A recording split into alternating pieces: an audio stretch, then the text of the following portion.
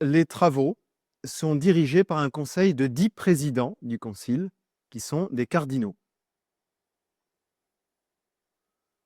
Alors, il y a 2 niveaux de travail dans le Concile Vatican II.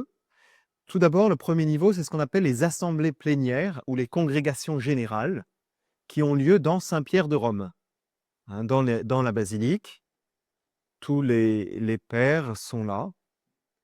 Alors, qui sont les pères conciliaires? Les pères conciliaires sont de droit les évêques diocésains, les supérieurs généraux des congrégations religieuses, les membres de la curie, et puis d'autres représentants et experts divers. Et notamment ensuite les patrons des instituts catholiques.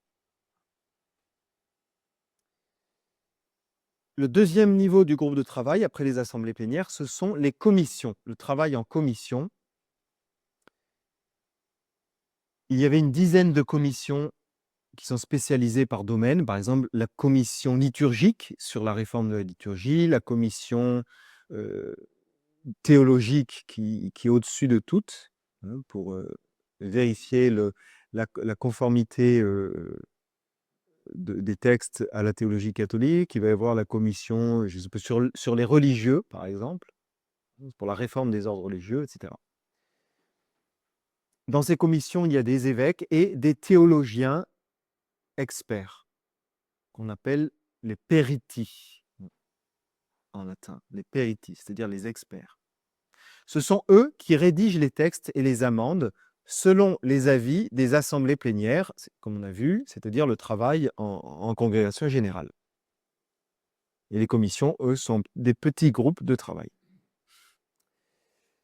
Il y avait 2 types de commissions.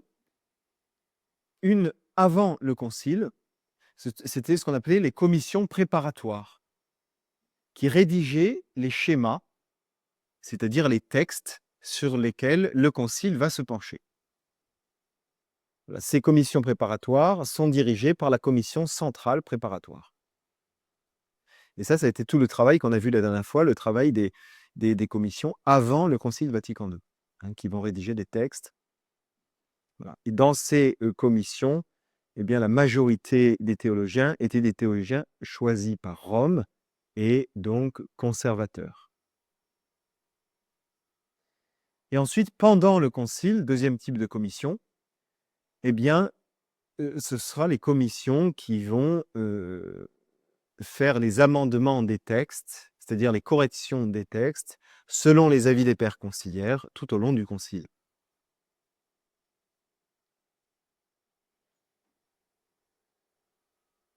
Alors, comment on en arrive à un texte du concile? Comment on arrive au texte final? Alors, il y avait 20 schémas qui sont... s'il va y avoir 20 textes du concile, hein, donc 20 schémas qui sont envoyés donc, aux pairs au fur et à mesure, donc déjà avant le concile, puis pendant le concile. Ils ont reçu quelques mois avant le concile, tous les futurs participants, des schémas à étudier. Et pendant le concile, donc pour chaque schéma, il y a 3 étapes. Premièrement, en assemblée plénière, il y a un débat sur la possibilité de discuter du schéma. Bon, ça va assez vite, normalement. Est-ce que vous êtes d'accord pour discuter sur ce schéma qui vient de vous être présenté, qui est devant vous sur votre bureau? Voilà. Voilà. Et ensuite, on va faire l'examen du texte, chapitre par chapitre. En assemblée plénière, donc il y a des interventions diverses dans l'assemblée, on lit le texte, on en débat, et les pairs notent les amendements possibles. Les amendements, c'est-à-dire les corrections. Il va y avoir de nombreux évêques qui vont se lever en disant: «Non, moi je pense qu'il faut corriger, ce paragraphe-là ne va pas, il a telle orientation, il n'est pas clair, il est ambigu, ou ceci, il manque tel élément», etc. Donc ça va être des débats à n'en plus finir, bien sûr, sur ces amendements de texte. Voilà. Ça, c'est en assemblée plénière. Ensuite, deuxième étape, en commission. Donc on ferme l'assemblée plénière, chacun rentre chez soi, et c'est ensuite le travail des petites commissions, des petits groupes, Et là, en commission, on retouche le texte en fonction des amendements qui ont été demandés par les pairs conciliaires. Ça va?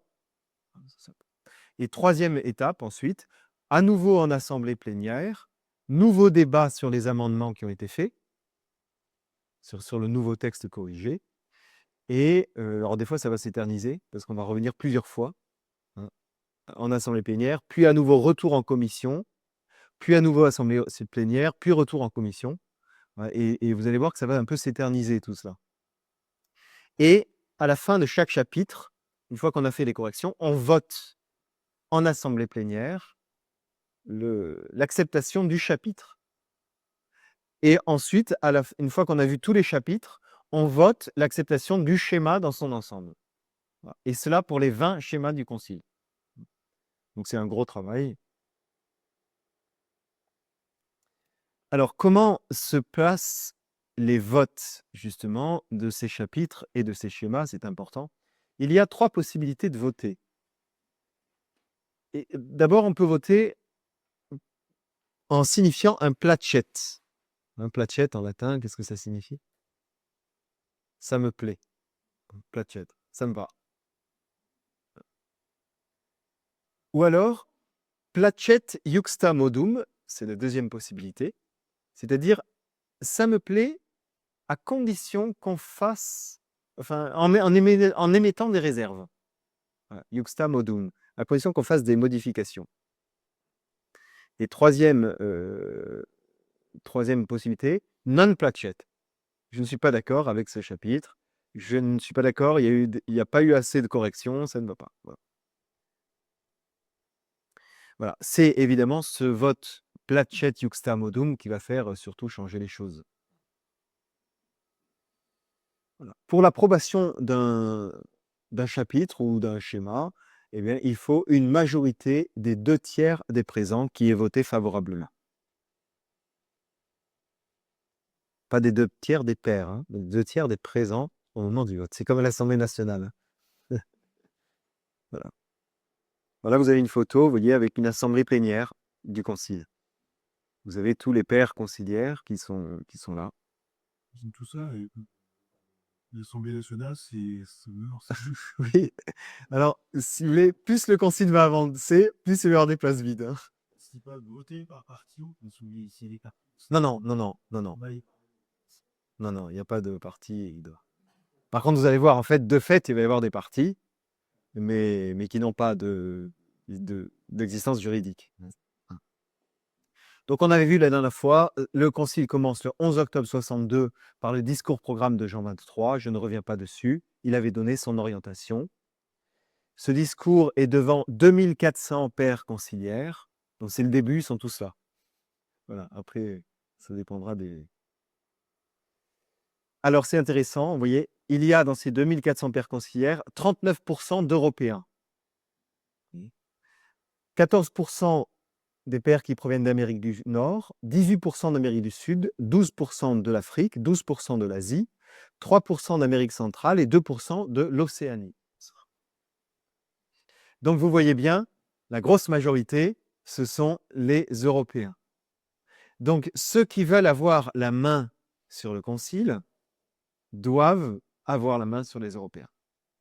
Si on a les Européens et on a un peu plus, je ne sais pas, par exemple l'Afrique, parce que ça va être le cas, l'Afrique, on va essayer d'avoir le vote des Africains, des pairs africains, en leur promettant des choses, eh bien, vous avez l'Europe plus l'Afrique, on est à 50% dépassé, là. Je vous dis ça parce que vous allez voir, c'est ce qui va se faire. Hein. Alors, on commence, après le 11 octobre, le discours 2 jours après, c'est la première congrégation générale ou assemblée plénière du concile. Nous sommes le 13 octobre, et ce qu'on va appeler dans la suite le coup d'État des évêques du Rhin.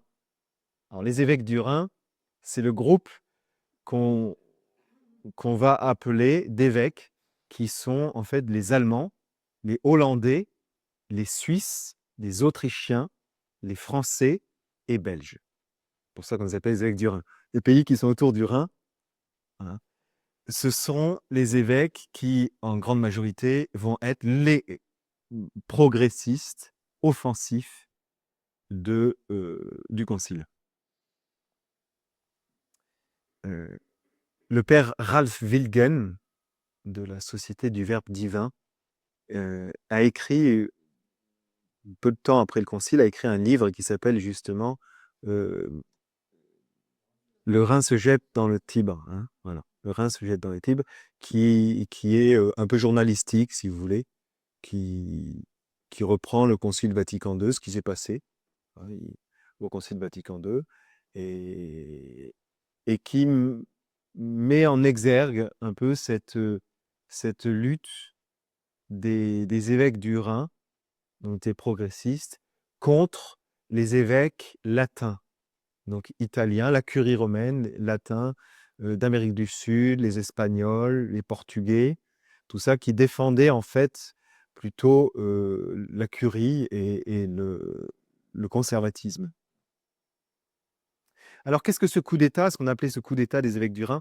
Eh bien, nous sommes donc vraiment le première assemblée générale du concile, le tout début, et il y a un but pour ces évêques-là, c'est d'évincer les théologiens qui ont écrit les schémas préparatoires du concile.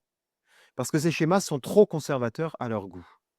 Donc ils se disent, si on commence à débattre sur des schémas qui sont trop conservateurs, on va perdre du temps. Donc il faut qu'on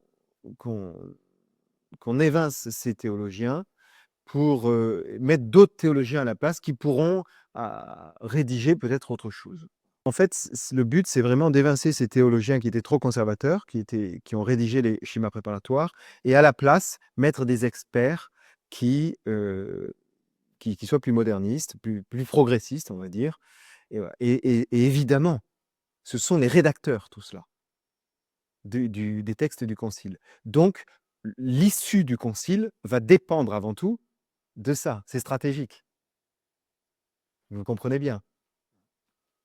Alors, le moyen pour cela, eh bien, c'est que dans cette première réunion, les pères conciliaires devaient voter pour donner le nom des théologiens qui seront dans les commissions du concile. Toutes les commissions du concile. Et il était logique qu'en fait, c'était les théologiens qui ont écrit les schémas, qui étaient dans les commissions préparatoires, c'est eux qui continuent. Mais il fallait voter quand même pour cela. Et là, le but de ces évêques, c'était d'éviter de voter ce jour-là, pour qu'ils puissent préparer des listes de théologiens progressistes et les faire connaître un petit peu dans leur réseau.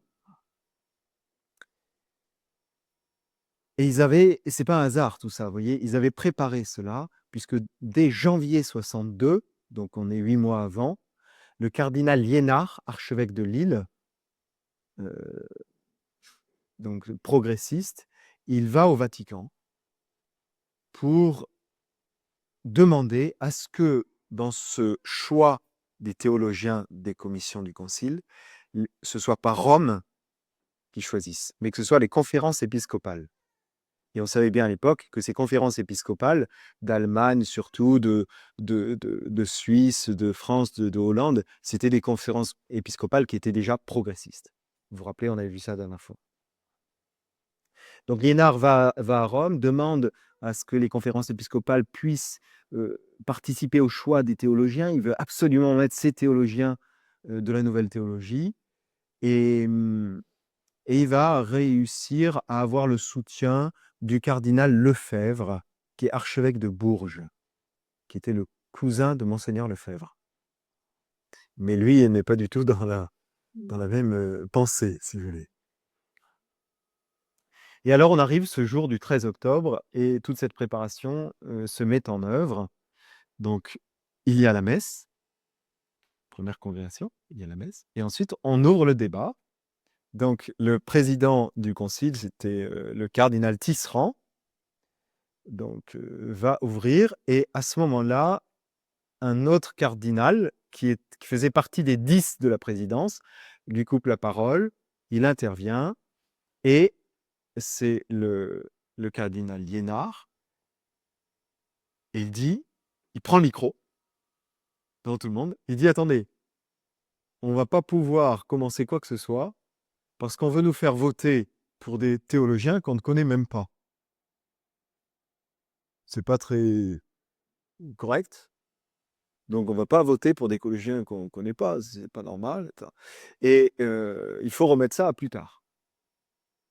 Et immédiatement, le cardinal Frings se lève, applaudit, prend le micro et le soutient. Et puis, dans l'assemblée, voilà, ça applaudit à plusieurs endroits, et puis petit à petit, d'un coup, ça applaudit dans Saint-Pierre de Rome. Tout le monde applaudit. Et alors là, le président du concile, le cardinal Tisserand, qui était de Mèche, qui savait cela, qui avait préparé ce coup, dit: bah, écoutez, puisque tout le monde est d'accord, on va ajourner le vote du choix des théologiens. La séance est fermée. 20 minutes, montre en main, la première séance du Concile Vatican II. Ils ont réussi à casser la chose, à arrêter tout pour pouvoir mettre ensuite leur propre théologien derrière, enfin essayer de mettre leur propre théologien derrière. Voilà comment le Concile a commencé. Alors les réactions, eh bien, on a été stupéfaits. L'ensemble du monde a été stupéfait. Même les médias ont été stupéfaits. Et à la sortie, alors ça c'est le père Ralph Ellingen qui raconte ça dans son livre Le Rhin se jette dans le Tibre, à la sortie de cette session, un évêque hollandais, il sort de Saint-Pierre de Rome, crie à un de ses prêtres amis qui était là et qui était stupéfait que tout s'arrête. Ça vient à peine de commencer. Vous voyez, les autres prêtres étaient encore sur le parvis. Et il lui crie, c'est notre première victoire. Il y a un autre père qui témoigne que, je ne sais plus, un évêque étranger qui sort en bougonnant de cette première session en disant: ah, les Français, parce que c'est le liénard, hein. Tisserand, ça sont des Français. Frings, non, bien sûr, mais. Et puis il dit comme ça: ah, les Français, le jour de gloire est arrivé. Voilà. Donc il comprend que c'est une sorte de révolution qui est en train de se faire. Et les journaux, au titre, la rébellion des évêques, l'aile novatrice impose une liste internationale, une liste de théologiens. Et les journaux comprennent tout de suite ce qui est en train de se passer. Paris Soir titre Les évêques français en révolte au concile. On est au premier jour. Ça donne le ton quand même. Hein. Et Jean Guiton, quelques années après, en 1970, dans le livre Paul VI secret, écrit ceci. C'est un témoignage du cardinal Tisserand, qui est président du concile. C'est intéressant. Je cite, « Le cardinal Tisserand me fit voir un tableau, donc il était chez lui, chez le cardinal, me fit voir un tableau fait à partir d'une photo représentant une réunion des cardinaux avant le concile. On y voit 6 ou 7 cardinaux autour du président, donc Tisserand, et celui-ci dit, ce tableau est historique, ou plutôt symbolique. C'est la réunion que nous avions faite avant l'ouverture du concile, au cours de laquelle nous avions décidé de bloquer la première session en refusant les règles tyranniques établies par Jean XXIII. C'est un témoignage du cardinal Tisserand lui-même, hein, qui était président du concile. Voilà, c'est dire qu'il y a véritablement eu une sorte de coup d'État pour bloquer le concile tel qu'il allait se dérouler. Donc c'est ajourné, on était le 13, et on remet la session plénière au 16 octobre. On arrive au 16 octobre, 3 jours après, et il va y avoir une deuxième victoire de ce groupe des évêques progressistes, c'est l'élection des nouveaux experts. On vote donc les membres des commissions de théologiens. Et les théologiens qui sont présentés par les libéraux et les modernistes obtiennent 49% des voix dans les 10 commissions. Et 56% dans la commission sur la liturgie. Donc tout à coup, comme ça, vous vous rendez compte, hein, du jour au lendemain, alors que l'écrasante majorité des théologiens étaient les théologiens qui avaient été choisis par Rome, par la commission centrale préparatoire et par la congrégation pour la doctrine de la foi, enfin on appelait ça le Saint-Office à l'époque, en faisant très attention au choix des théologiens, même si, vous vous rappelez, Jean 23 avait fait rentrer quelques théologiens modernistes qui avaient été condamnés par son prédécesseur Pie XII, mais ils étaient quand même en minorité. Et là, tout à coup, on se retrouve avec 50% de théologiens qui sortent de ces écoles de théologie modernes. Et donc, rien que ces quelques premiers jours du concile vous montrent dès le début, il n'y a pas besoin d'être savant ou prophète, se dire ça va avoir une influence sur l'orientation du concile. C'est incontestable.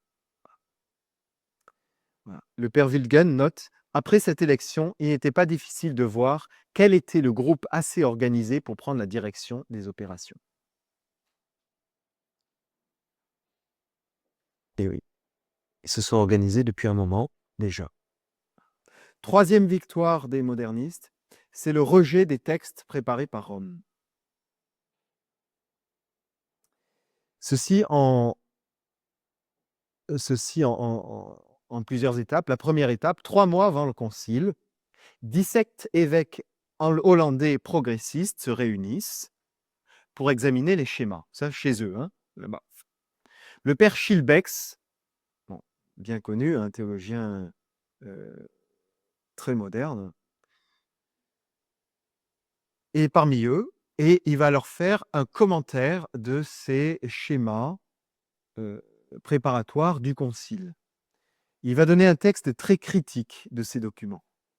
Et il y ajoute, donc je cite, « Il serait bon de demander à la présidence du concile qu'on traite en premier lieu les schémas 5, 6 et 7 et qu'on remette à plus tard les 4 premiers schémas. » Et ensuite, il dit, on pourrait se demander s'il ne vaudrait mieux pas réécrire complètement les 4 premiers schémas. Alors pourquoi dit-il ça? Tout simplement parce que les 4 premiers schémas, ce sont les schémas les plus importants pour l'aggiornamento de l'Église, pour ceux qui veulent réformer dans l'Église.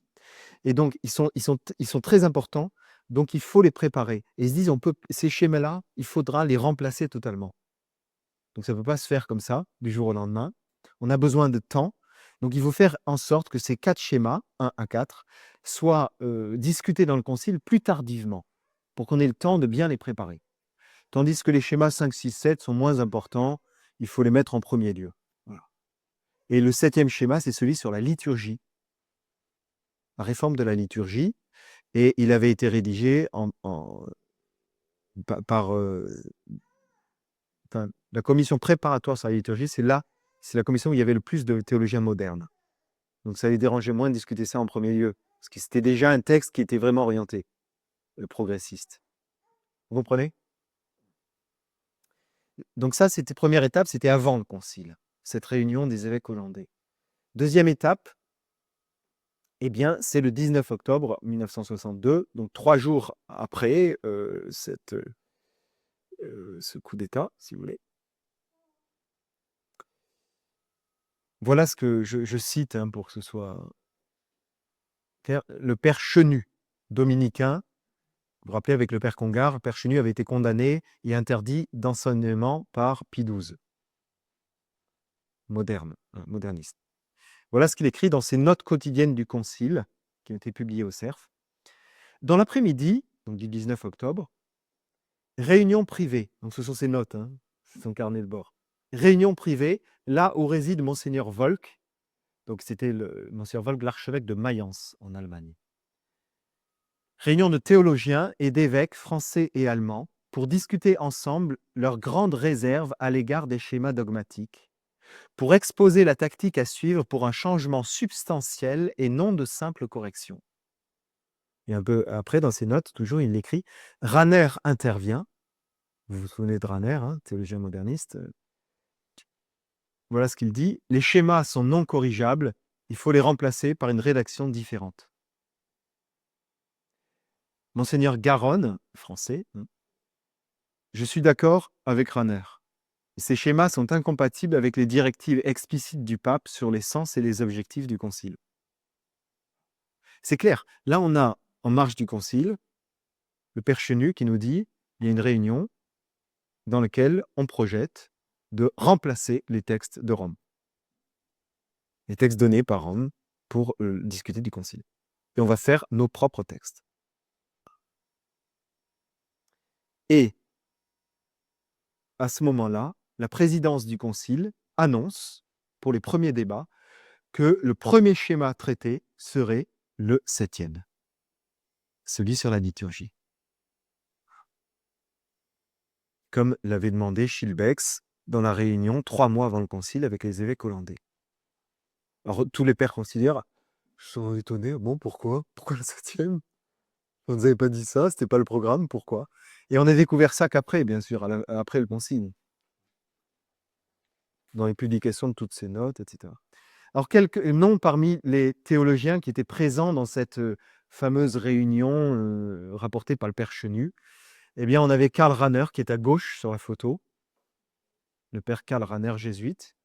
On avait Grillmeyer, on avait Hans Kung.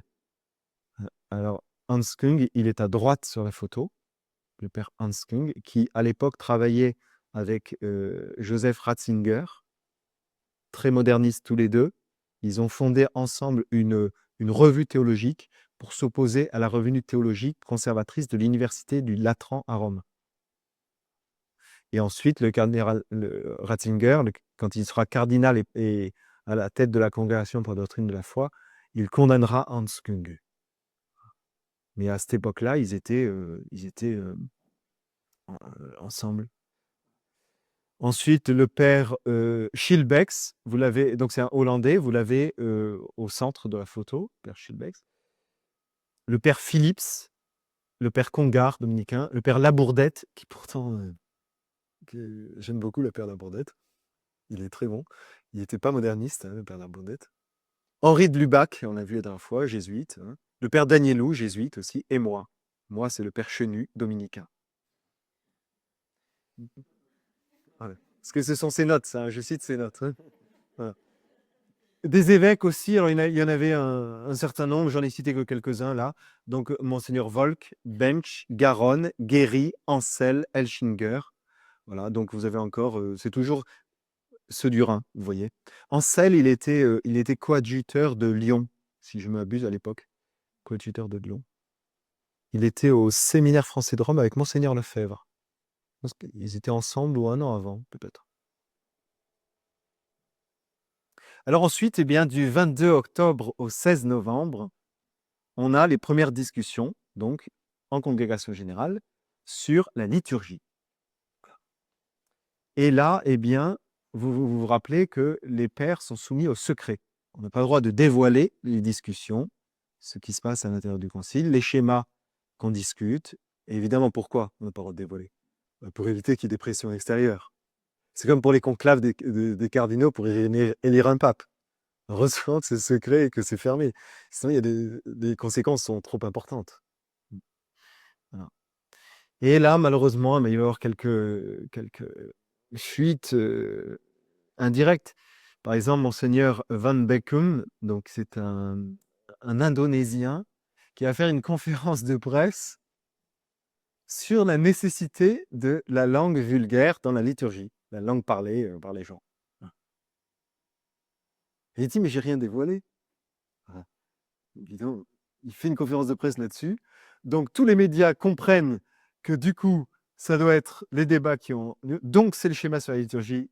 Donc, les journaux du monde qui avaient préparé des articles pour faire pression dans un sens qui n'est pas dans le sens conservateur, évidemment. Et donc, tous ces journalistes sortent leurs articles, faire pression dans ce sens-là sur tous les données de la liturgie. Et c'est comme ça qu'au fur et à mesure, il y aura une pression sur les pères du concile, une pression indirecte. Voilà. Il se fait jour, on se rend compte, et le monde dévoile un peu avec stupeur que le concile n'allait pas être ce qu'on nous avait dit. Ça n'allait pas être tout simplement une réunion d'évêques qui allaient débattre pour faire en sorte que l'Église soit, que le message de l'Église passe bien. On se rend compte qu'en fait, il y a 2 visions théologiques profondes qui s'affrontent terriblement et qui va mettre des divisions profonde dans le concile lui-même. Et on aboutit au 30 octobre avec un événement fâcheux qui va bien éclairer le monde catholique. Ce jour-là, le cardinal Ottaviani, qui est le numéro 2 de l'Église, donc le préfet de la Congrégation pour la doctrine de la foi, enfin qu'on appelle le Saint-Office à l'époque, qui a comme fonction de contrôler l'ensemble de la prédication de l'Église pour juger si elle est bien conforme à la doctrine catholique. Et ce cardinal Ottaviani donc va au micro et fait une intervention contre les changements trop radicaux dans la Sainte Messe, dans la réforme liturgique. Et le cardinal Alfring, qui fait partie de la présidence du concile, va lui couper le micro.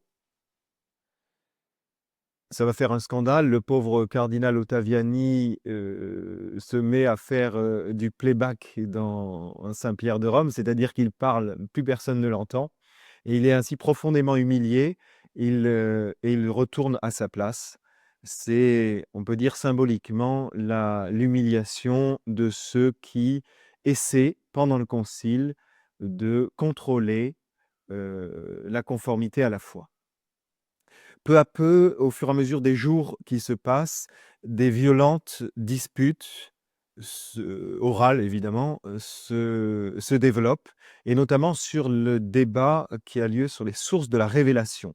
Il y a un schéma sur les sources de la révélation. Évidemment, ce schéma est fondamental dans la notion même de la foi catholique, puisque c'est le point principal de division entre les catholiques et les protestants. Vous vous souvenez que les protestants, on avait vu ça l'an dernier en analysant le concile de Trente. Les protestants affirment qu'il y a une seule source de la foi catholique, la source écrite qui est la Bible. Les catholiques ont toujours tenu qu'il y a deux sources de la foi catholique. Effectivement, la Sainte Écriture, inspirée par Dieu, donc source écrite, et la tradition. Tradition qui est la source orale, c'est-à-dire tout simplement l'enseignement que le Christ a fait oralement sur terre, qu'il a transmis à ses apôtres, et que ces apôtres, sur ordre du Christ, ont transmis oralement à la première génération de chrétiens, c'est-à-dire la vie de l'Église, cette transmission orale de la doctrine. Le cardinal Béat va imposer son nouvel esprit de l'écuménisme. Il faut essayer, dit-il, de montrer que les chrétiens sont unis. Donc, essayons d'amoindrir les sources de division avec les protestants. Donc, eh bien, accommodons notre façon de présenter les sources de la foi. Ayons un discours qui soit plus acceptable pour les protestants. Et ainsi, on se rend compte que dans tous les débats de ces semaines-là, eh bien, sur les sources de la révélation, le débat va se décentrer en fonction de ce que pensent les non-catholiques. Et ça va être dans la source de toutes les discussions et de toutes les dissensions dans ces interventions conciliaires. Peu à peu, que pensent les non-catholiques de cette phrase qu'on vient de dire? Que pensent-ils de la correction qu'on va émettre? Alors, ce débat est trop violent et le 16 novembre, la suspension des débats est votée. Il faut bien avoir conscience de cela. La position aujourd'hui de ce qu'on appelle les traditionalistes dans l'Église, ce n'est pas une position nouvelle, c'est tout simplement cette guerre qui continue. Le 21 novembre, donc 5 jours après, on renvoie ce débat sur les sources de la révélation à une commission mixte. Et là, on peut dire que c'est la victoire des libéraux. Pourquoi? Parce que cette commission mixte, c'est précisément, d'une part, la Congrégation pour la doctrine de la foi, du cardinal Ottaviani, parce qu'il s'agit de ce sujet-là, il s'agit des sources de la foi, et d'autre part, au secrétariat pour l'unité des chrétiens du cardinal Béat, qui a cette nouvelle vision œcuméniste. Et là, on peut se dire, en un sens, c'est terminé. Le texte qui va en ressortir sera un texte ambigu, mitigé, qui va d'une part tenir compte de la foi catholique et d'autre part tenir compte de l'affirmation des protestants. Et effectivement, le schéma va être réécrit. Et ce qu'on a aujourd'hui, le résultat de ce schéma, eh bien, c'est le texte qui a été signé à la fin du concile, c'est ce nouveau texte qui est réécrit à ce moment-là.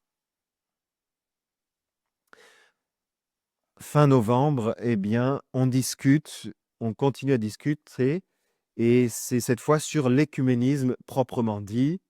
Malheureusement, il y avait 3 schémas qui traitaient de l'œcuménisme. Les libéraux du cardinal Béat vont sauter sur l'occasion en disant: «Écoutez, ces 3 schémas sur l'écuménisme, c'est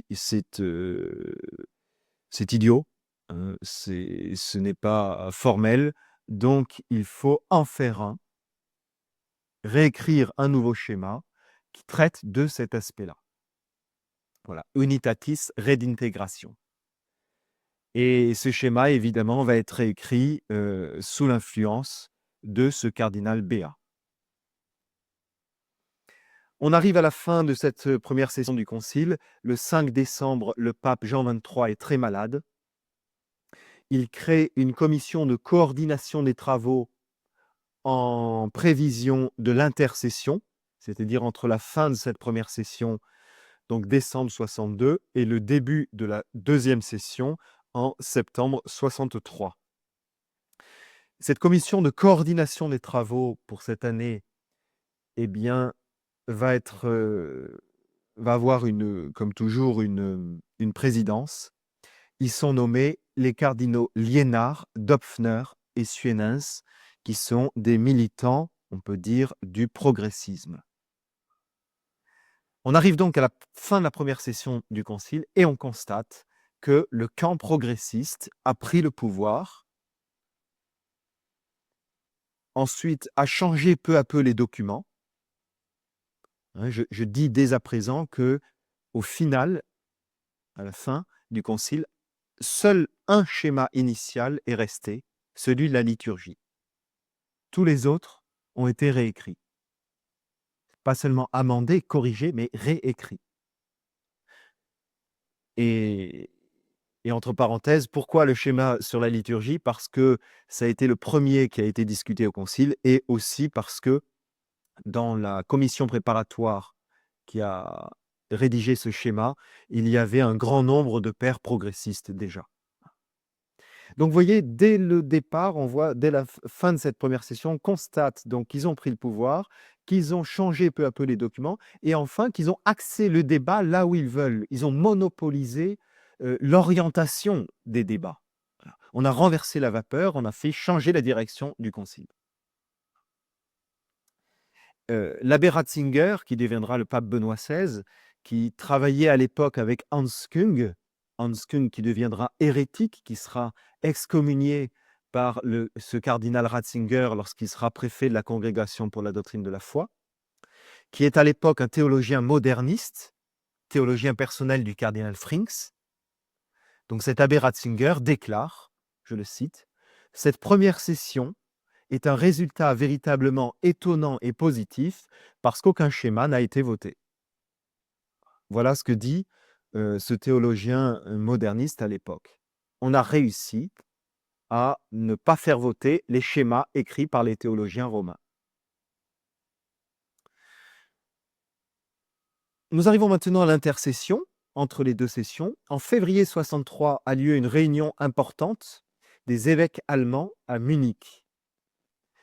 Les pères Karl Rahner et Philipps y sont les têtes pensantes, deux modernistes donc, et ils présentent un schéma de remplacement, donc un nouveau schéma sur l'Église, ce qui deviendra le schéma Lumen Gentium.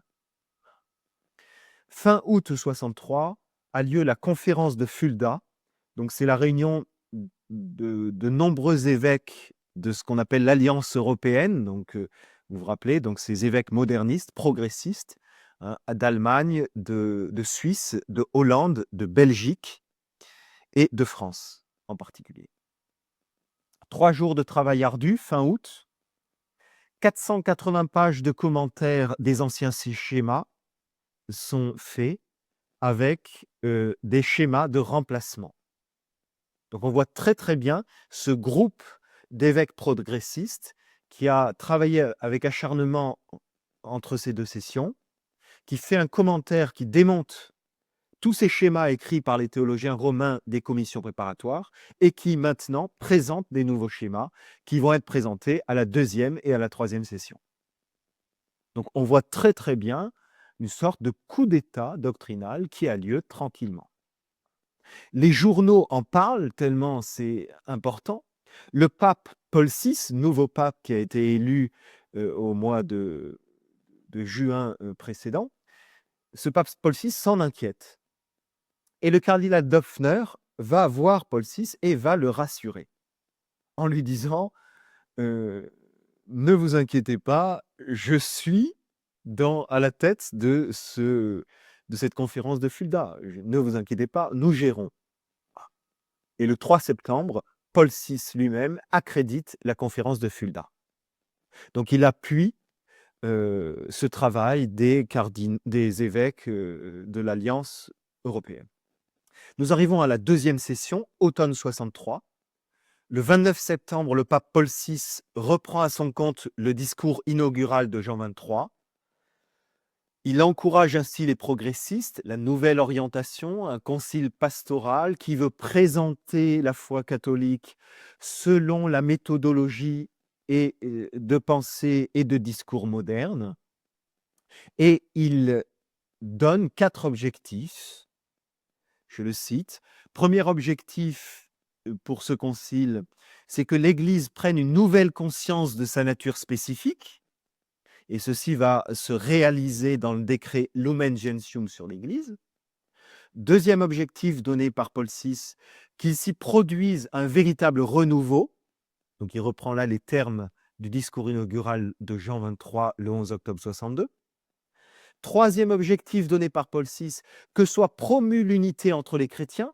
Et donc là, il appuie le cardinal Béat et ses progressistes qui sont à la tête du secrétariat pour l'unité des chrétiens et qui ont donné tant de remous dans les discussions sur les sources de la révélation. Et quatrième objectif, je le cite, que soit enfin entrepris un vrai dialogue avec l'homme moderne. Donc c'est le clan progressiste qui se sent largement appuyé et qui va donc du coup commencer cette deuxième session en forme. Et c'est ce qui se passe. Pendant cette session d'automne 63, eh bien, il y a une réorientation des schémas en fonction du protestantisme, de ce que pensent les protestants. Il faut bien passer avec les protestants. C'est une nouvelle vision de l'écuménisme.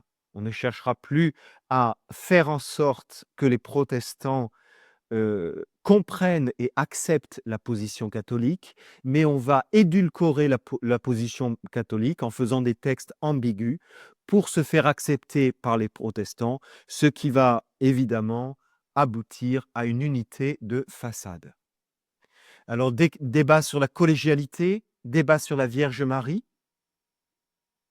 Voilà. La Vierge Marie, on enlève le projet de schéma sur elle et on inclut simplement le schéma sur la Vierge Marie comme un paragraphe à la fin du schéma sur l'Église.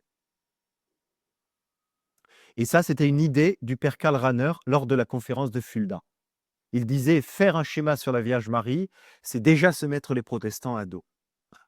Ensuite, on discute du diaconat permanent, qui était une idée qui avait été émise par certains pères conciliaires, notamment les missionnaires, là où il y a peu de prêtres.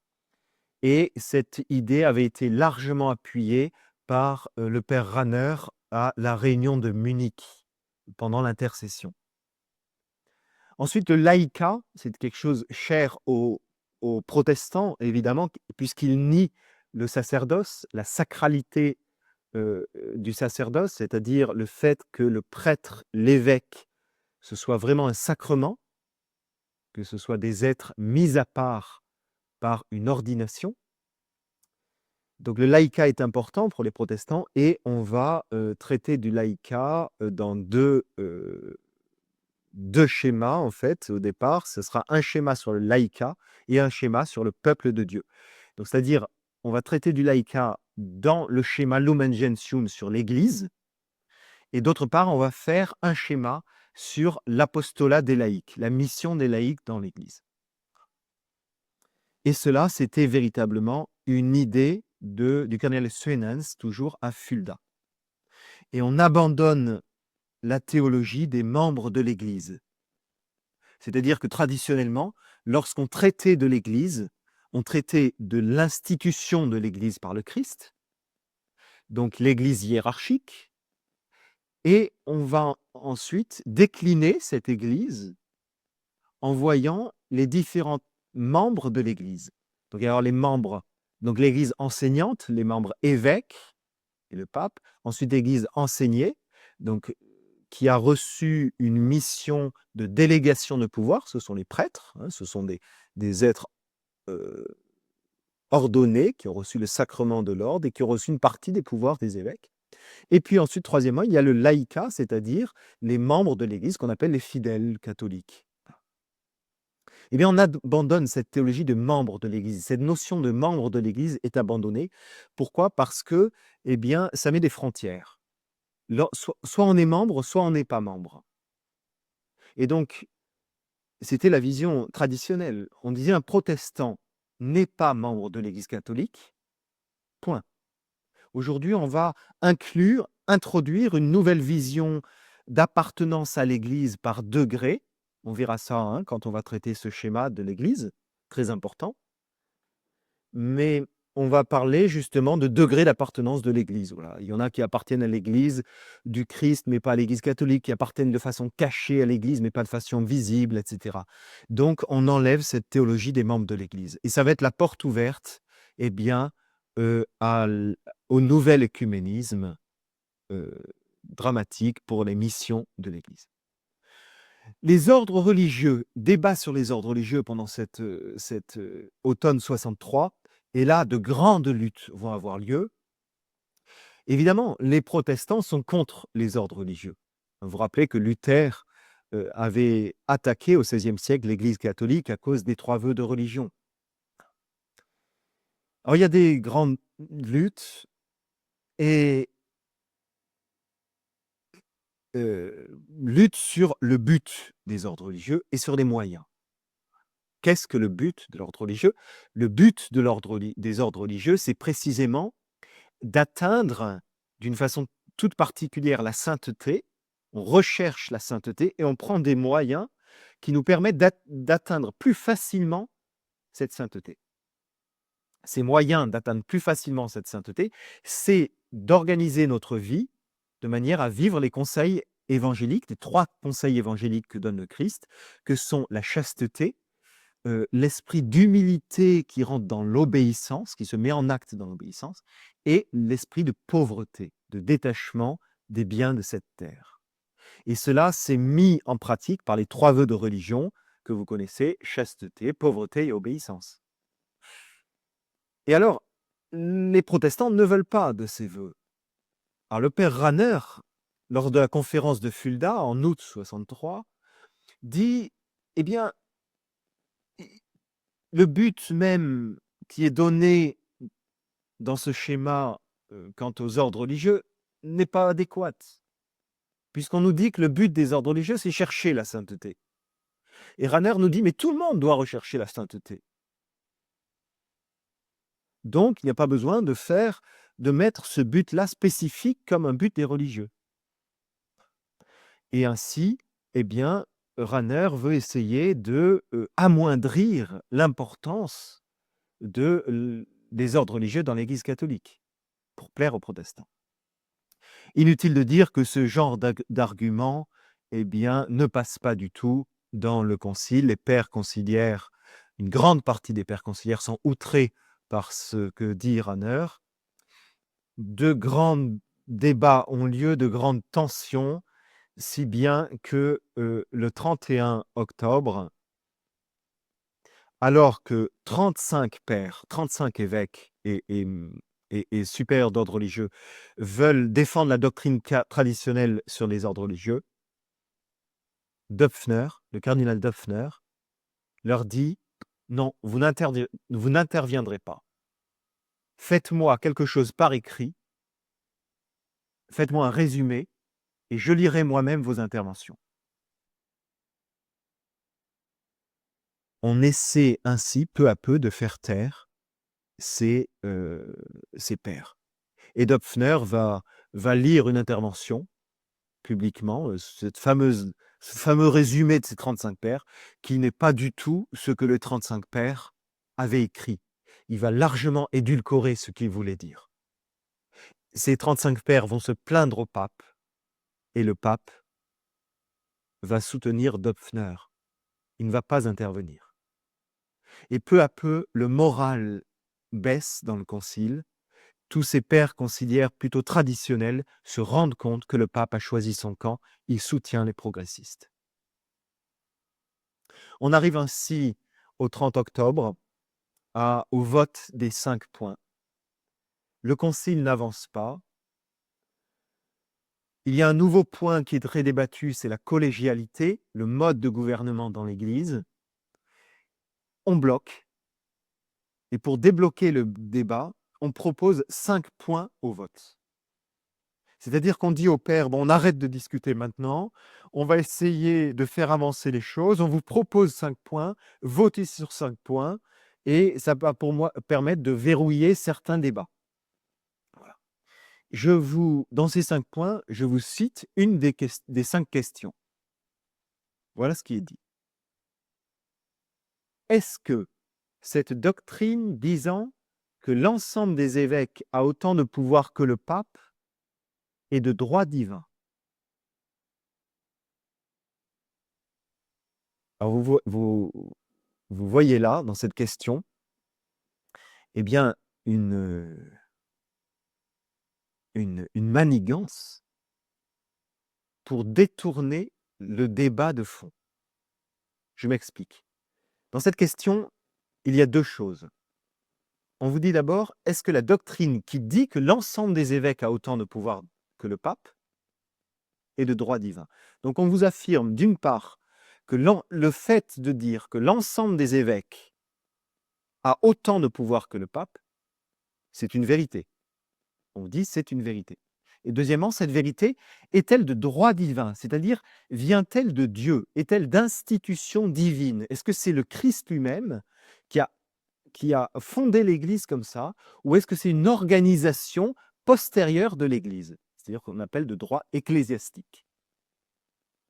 Et en axant cette question en ce sens, on sous-entend que la doctrine qui dit que l'ensemble des évêques a autant de pouvoir que le pape est vraie. Or, cette doctrine est nouvelle dans l'Église. La théologie traditionnelle s'est toujours opposée à cette affirmation. Dire que l'ensemble des évêques a autant de pouvoir que le pape n'est pas traditionnel. On pourrait dire c'est faux. Beaucoup de théologiens disaient c'est faux. Donc c'est pas le fait que ce soit de droit divin ou de droit ecclésiastique, c'est faux. Et alors beaucoup de pères conciliaires se rendent compte c'est un piège. On vous dit, est-ce qu'une doctrine qui était considérée comme fausse avant est-elle de droit divin? On désaxe le débat. Parce que le vrai débat, c'est de dire, est-elle vraie ou fausse, cette doctrine? Et malheureusement, cette réponse va être oui en majorité. Pourquoi? Parce qu'il faut bien se mettre dans le contexte. On essaie de débloquer. Le débat est complètement bloqué, le concile n'arrive pas à avancer. Eh bien, malheureusement, ceux qui sont entre deux, qui doutent, qui ne savent pas trop, qui se disent, bon, c'est une question seulement de théologie, pas de foi, on peut faire peut-être évoluer la chose, eh bien, ils vont voter oui pour faire avancer le débat, tout simplement, en se disant qu'au final, si ça ne va pas, le pape interviendra. Voilà. Et ce 30 octobre, ce vote des 5 points va être catastrophique, puisqu'il va verrouiller en fait cette doctrine de la collégialité. Et comme ça a été voté oui, eh ben on ne va pas oser s'opposer à cette nouvelle doctrine de la collégialité. Et le père Congar, je le cite dans son journal du concile, dit « Je ne me doutais pas que le 30 octobre avait marqué un tel tournant. Et oui, on va changer de doctrine sur le gouvernement de l'Église. À l'époque, dans le journal Le Monde, Henri Fesquet écrit à propos de ce vote sur la collégialité du 30 octobre, je le cite, « Vatican II a inauguré aujourd'hui une page toute neuve de l'histoire de l'Église. Les intégristes sont en retard d'un concile. Sans doute va-t-il se passer dans l'Église ce qui se passe toujours dans les grandes occasions.